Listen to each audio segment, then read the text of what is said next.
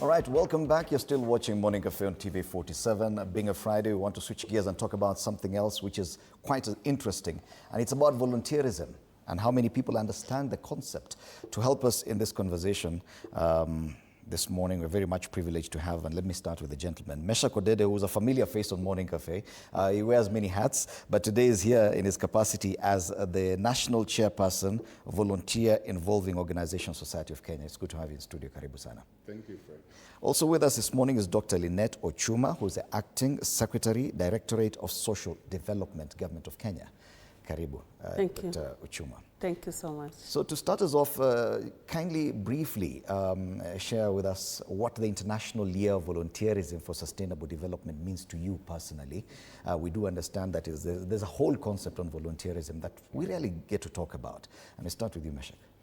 Thank you very much, Fred. The International Volunteers Day is a day in the UN calendar that is marked globally by all the UN member states. Just like every other day, and apparently this week there are many international days, like 1st of December we have the World AIDS Day, 3rd we have the Day for Disability, and 5th is always marked for volunteers. This is because back in 1985, the UN General Assembly had a resolution by member states to recognize volunteerism as a cross-cutting means of implementing development agenda. And so their contribution over time has given member states opportunity to give them honor on this day to see reflect on their contribution. And when you come back to a country like ours, we know a lot of things are happening. Even government knows they are working with volunteers in different sectors, like the sector of health now has community health volunteers who are now called promoters. But out here, we also see how volunteers are engaged by organizations such as Red Cross and a few others. Mm-hmm. So this is the essence of International Volunteers Day. But this particular year, 2025, is very important to us because in 2023, the UN General Assembly again came up with a resolution to make the year 2026 the International Year of Volunteering. So we are going to have a whole year marking or looking or putting a lot of light on matters volunteering, the contribution of volunteers, and impact they create in the society we live in. This is taken or led by the government, and Dr. Lynette will tell you how the government and what the government is doing. But today, we as the volunteer sector, we are very happy because the International Year comes once in a long while. The first one was 2001. The second one was 2011. And 2026 will be the third one. Oh. And we don't know when the UN will again give us another international year. So that is why this particular one is very important. So on the International Volunteers Day is when we are launching the international year. Okay. Thank you. Allow us to bring in Dr. Ochuma into this conversation. From the government's perspective, Dr. Ari, how is your directorate, the one for social development, leveraging on the issue of volunteerism? It's not one thing that is talked about much in Kenyan context. Okay, thank you so much for this opportunity. Maybe I start by first explaining who is a volunteer. A volunteer is someone who gives her time, skills, and knowledge willingly and selflessly. Not expecting any monetary gain. So it's something that you do from the bottom of your heart with the purpose of ensuring that you promote community development, you promote community resilience, and for inclusive development. Most of the time people look at it as a social behavior, but volunteerism is more than being a social behavior. It's about national development. Volunteerism contributes so much to our national development agenda, our Vision 2030, and more to the Sustainable Development Goals. So volunteerism is something that, as you say, is something that most people, when you talk of volunteerism, they just see Red Cross, they just see JICA, but volunteerism is something that has been there from our culture, our traditions, all of us have been volunteering in some way, but it is something that we are not able to measure, and because we are not able to measure, people look at it as a day-to-day activity. But probably what are the areas? Because you've mentioned that, yes, once you mention volunteer, we go straight to Red Cross and such like institutes. Yes. What other areas do volunteers come in handy? We have different types of volunteers. We have the child protection volunteers. So when it comes to safeguarding the child, safeguarding children, then you will have child protection volunteers in that sector. We have our youth volunteers that are engaged in environmental conservation. They are involved in disaster risk management. All that is volunteerism. When you go to the education sector, there are people who volunteer in terms of transferring their knowledge to the community free of charge without asking for any monetary gain. When it comes to the youths also, they are involved in digital skills where they are transferring the skills, they are transferring that knowledge voluntarily. Within the Directorate of Social Development, we have the lay volunteers who offer psychosocial support to the distressed persons. So it is in all the sectors. I don't think there is any sector where volunteerism is not there. Okay. Yes. And listening to Dr. of course, most of this volunteerism works with very vulnerable groups, probably some who are in distress. But when it comes to that, there's an issue of the economy. Yes. We need to earn money to live. So how do we become volunteers again on a daily basis? Yeah, that's something that, again, an area that people have misunderstood, because, again, apart from the identity of institutions you have mentioned, like Red Cross, again, when you mention volunteerism, people think first of work without pay. That is what comes to mind in terms of economy.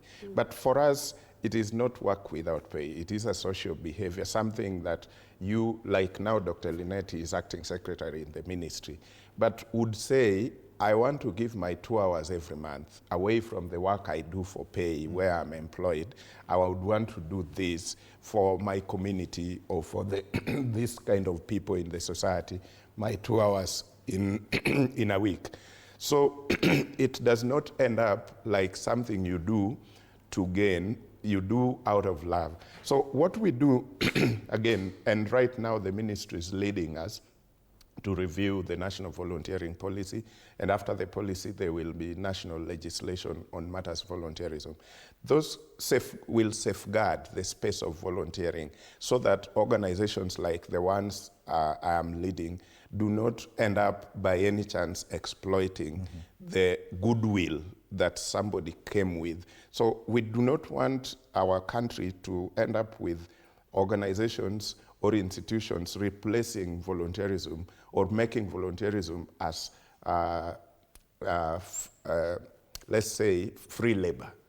Where they are supposed to employ, they should employ. Where they are supposed to engage volunteers, they should engage volunteers. Yes. But if there is no legal frameworks around it, then it is easy for any organization to abuse volunteers. And those are the challenges you've been experiencing, because you're talking about need for legislation and a policy that is yet to be established. That means probably how have you been operating, under what legal framework have the organizations you lead been operating? Of course, there has been a policy. The first policy in this country was developed by the Ministry of Labor and Social Protection back in 2016. Of course, the sector players like us supporting from the background. But we didn't go through enough with the legislation. So we only had policy, which has been helping the operations. But the legislation will give us more. So right now, the policy timelines had elapsed, and now as we speak currently, the process of review is on, and it is actually midway. I think the next step will be public participation so that every member of the society can give their input on that review document. So we have been operating under that, but we still need more. There still need to be more to be done so that the place is actually well safeguarded. The government is only giving us that to help us operate under some frameworks. But as organizations, we also have our code of conduct, something that every organization has their thing, their code of conduct that and policy that allows them to operate within an institution. Okay. On the same question from the government's perspective, ensuring that there's no exploitation of people who offer their time, what is the government doing? I think as a government, we've been having a framework in which we are operating on. Other than our constitution, that clearly states that we want to ensure that there's inclusive development. And inclusive development ensures that we also have the volunteers in place. And we want to also ensure that we have, everyone is enjoying some quality of life. And as I said, volunteerism is about selflessness. It's something that comes from within you. And therefore, it's something that you do out of free will. As Meshach has said, we have the volunteerism policy that has been in existence from 2016. But what we are looking forward to is currently we are modernizing that volunteerism policy to ensure that all the aspects of volunteerism are well coordinated and in a structured manner. So we are coming up with a standardized way of practicing volunteerism. And of course, volunteerism, volunteers are also human beings, so they have their rights and they have their obligation. So as a government, we want to ensure that we safeguard these rights of volunteers. And we are developing a framework where we will have a database. We have developed a community development management information system. And within that management information system, we have a module on volunteerism. So we want to ensure that we have all the volunteers in that database, we have their qualifications, and then we can now link them to potential services that they may require to different ministries, different agencies. We realize that volunteers are in every sector. We have them in the private sector, we have them in government, we have the civil society organizations, we have the academia. So the government will now be regulating this. So once we have the act in place, then that will give us that opportunity to be able to enforce and ensure that the standards and the rights of volunteers are well safeguarded. Will it also come with probably a method of measurement, metrics on how much involved you've been, and probably is it something that you can quote in your CV that I've been a volunteer here and this is what I've done? Yeah, thanks a lot. This is very important because those are part of the things that when we review the policy, existing policy, we are bringing in as new methods and new ways, emerging issues, new trends. So that is the essence of the review, and it is actually already captured in the draft document. We need, because it all begins by government, to make a legislation for all sectors like she's mentioned, in the organizations, in the corporate world, in government. When government make legislation and it is pronounced that a certain level of volunteerism shall be recognized as a work experience, then when you now volunteer, because even in a corporate like this, Cape Media can say, we are not looking forward to hire because this is something that we need somebody to do maybe for 5 months. So if we get a volunteer with these qualifications and this is the stipend we are putting in for that volunteer, we can actually do this because maybe the work just needs to be done for 3 or 4 months. So you don't really find it possible to hire someone and give a contract for only 3 or 4 months, but you can hire a volunteer on that basis. So when we have a legislation, or even when you're now hiring and somebody says, I have been volunteering with this institution, and they can produce evidence of the kind of work they were doing, and you can tell this work gave them the experience you need. So it doesn't have to count for nothing. As opposed to now, when somebody has worked maybe for 1 year and another has volunteered for 10 years, if you as an employer brings them on board and this can produce pay slip that they were working, you will consider this having work experience and consider that having no work experience because they can't produce a pay slip or anything like that. So by government organizing us as a sector and coming up with legislation, it will boost the youth employability. And so volunteering will not just remain work without pay, but the youth will know when I volunteer properly in a structured way, I am gaining experience that will make my employability go a bit up. All right. And what are some of these areas that probably even from the government's perspective you could engage now that we're talking about the youth? Because many people do not have formal employment, they have the time, they've gone to school, they see I can offer these services that I'm already trained on. What are some of the areas that probably you're looking at? Maybe first of all, before I answer your question, there's a survey that was done in 2016 just to measure the contribution of volunteers in Kenya. And we realized that the contribution of volunteers amounts to about 3.66% of our GDP. So that shows that volunteerism is really key in national development.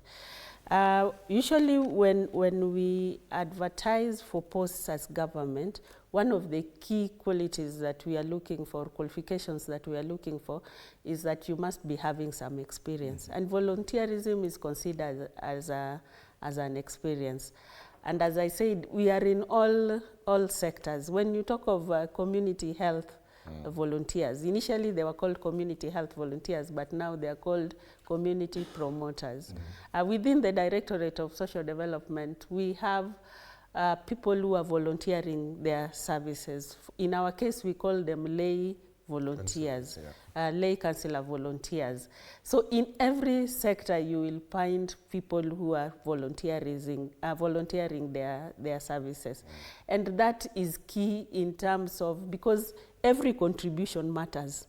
And that is the theme for this day. We are saying every contribution matters, no matter how small you are doing it. For persons with disability, we have people who are doing caregiving services on a daily basis, and it is not costed. That is a service that is done selflessly and willingly, and they are volunteering their services. You look at the older persons, there are people who are taking care of them, but they are also taking care of the orphans and the vulnerable children. That is volunteerism. So volunteerism is in everywhere, including even in your home. You will have somebody who comes to your house and maybe wants to assist you do something. That is what we are calling volunteerism. But we want to move to ensure that we combine both the informal way of volunteerism and the formal way of volunteerism. So once we make it formal, then we'll have a structured way of rewarding volunteerism. Yeah. What about some areas where may be considered informal, which may not require any sort of qualification, probably? Right now, the discussion is about climate action in Kenya. We're trying to plant 15 billion trees. And young people say, okay, fine, me, I'm willing to help in this. Can that be considered volunteerism? And would it count for something after a while? Yes, and like Dr. Lynette has mentioned,